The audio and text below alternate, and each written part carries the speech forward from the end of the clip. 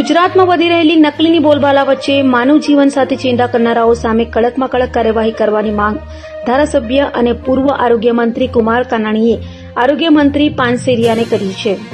ગુજરાતમાં સૌથી ગંભીર પ્રશ્ન હોય તો તે માનવ જીવન સાથે ચેંડા કરી માનવ જીવનને જોખમ ઊભું કરતો પ્રશ્ન. ખાદ્ય પદાર્થોમાં ભેળસેળનું પ્રમાણ વધી રહ્યું છે તો સુરત શહેરમાં અત્યાર સુધીમાં નકલી ઘી, પનીર, તમાકુ, મેગી મસાલા, તેલ, ઈનો પકડાઈ ચૂક્યા. ત્યારે પૂર્વ આરોગ્ય મંત્રી કુમાર કાનાણીએ હાલના આરોગ્ય મંત્રી પ્રફુલ પાનસેરિયાને પત્ર લખ્યો છે અને નકલી દવા બનાવનારા, વેચનારા, માફિયાઓ તેમજ ખાદ્ય પદાર્થમાં ભેળસેળ કરનાર સામે કાયદો બનાવવાની માંગ કરી હતી. આ ઉપરાંત નકલી ખાદ્ય પદાર્થ બનાવનાર, વેચનાર સામે કડક કાયદો બનાવી કડક અમલ કરવા રજૂઆત કરી હતી. કુમાર કાનાણીએ કહ્યું હતું કે ભેળસેળ કરનારા બેફામ બન્યા છે તો આ ભેળસેળ કરનારાઓને કોઈનો ડર રહ્યો નથી. લોકોના જીવની કંઈ પડી ન હોય તે પ્રકારે ભેળસેળ બેફામ થઈ રહી છે. કુમાર કાનાણીએ કહ્યું, આ મુદ્દો મેં વિધાનસભામાં પણ ઉઠાવ્યો છે. પૂર્વ આરોગ્ય મંત્રી ઋષિકેશ પટેલને પણ આ પ્રવૃત્તિઓ રોકવા કાયદો બનાવવાની માંગણી કરી હતી. લાંબા સમયથી આવી રજૂઆત કરતા હોવાનો પણ ઉલ્લેખ પત્રમાં કર્યો હતો અને ભેળસેળ કરનારા માફિયાને ડર લાગે તેવો કોઈ કાયદો નથી, જેથી અગાઉ રજૂઆતનું નિરાકરણ ન આવતા ફરી વખત આ બાબતે માંગણી કરી છે. ભેળસેળિયા ખૂબ જ સસ્તા ભાવે અંતરિયાળ વિસ્તાર કે નાની કરિયાણા ડેરી ઉપર વસ્તુનું વેચાણ કરે છે. ત્યારે એક્સપર્ટ પણ કહે છે કે આવા અખાદ્ય ખોરાકથી કેન્સર, શ્વાસોશ્વાસની તકલીફ, પેટની બીમારીઓ સહિતની ઘણી બધી બીમારીઓ લાંબા ગાળે થઈ શકે છે. આપણે સૌ જાણીએ છીએ કે ઘણા સમયથી નકલી દવાઓ, ખાદ્ય પદાર્થો નકલી, પનીર હોય, ઘી હોય, ખાદ્ય પદાર્થોમાં ભેળસેળનું પ્રમાણ ખૂબ વધી રહ્યું છે. દિવાળી પહેલા આરોગ્ય વિભાગ, ફૂડ એન્ડ ડ્રગ્સ વિભાગ ઘણી બધી જગ્યાએ રેડ પાડી. ખૂબ મોટી સંખ્યામાં, મોટા જથ્થામાં પનીર પકડાયું.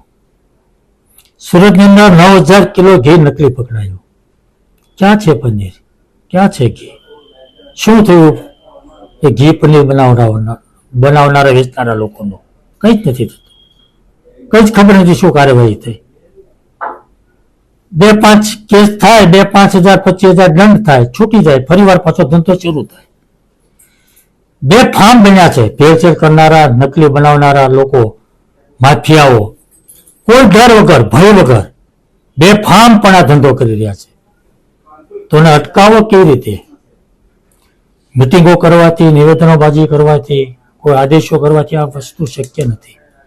આને રોકવા અને બંધ કરવા હોય તો કડક કાયદો બનાવવો પડે અને કડક કાયદો બન્યા પછી એનો કડક અમલવારી કરવી પડે, એનું પાલન કરાવવું પડે. અને એટલા માટે આ અગાઉ પણ મેં મુખ્યમંત્રીને પણ આ વાત કરી છે. જે તે સમયે ઋષિકેશભાઈ પટેલ આરોગ્ય મંત્રી હતા, એમને પણ પત્ર લખ્યો છે. વિધાનસભા ગૃહમાં હું બોલ્યો છું કે આની સામે કોઈ કડક કાયદો બનવો જોઈએ અને કડક રીતે એનો અમલ થવો જોઈએ.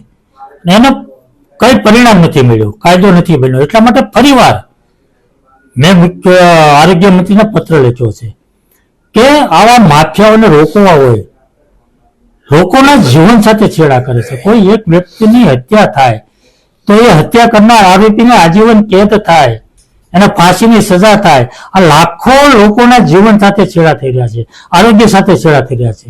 કોઈ કાનૂન નહીં, કોઈ એવો કડક કાયદો નહીં. લોકો બેફામ થઈને, ડર વગર, ભય વગર આ કામ કરી રહ્યા છે. એવા લોકોને રોકવા માટે એક કડક કાયદો બને, જેનાથી લોકો થરથર કાપે, થરથર ધ્રુજે. નકલી બનાવવું હોય, નકલી ખવડાવવું હોય, નકલી વેચવું હોય તો એને ડર હોવો જોઈએ, ભય હોવો જોઈએ. અને એટલા માટે એવો કડક કાયદો બને અને કડક કાયદો બન્યા પછી એનો કડક રીતે અમલ થાય, એવી મારી માગણી છે.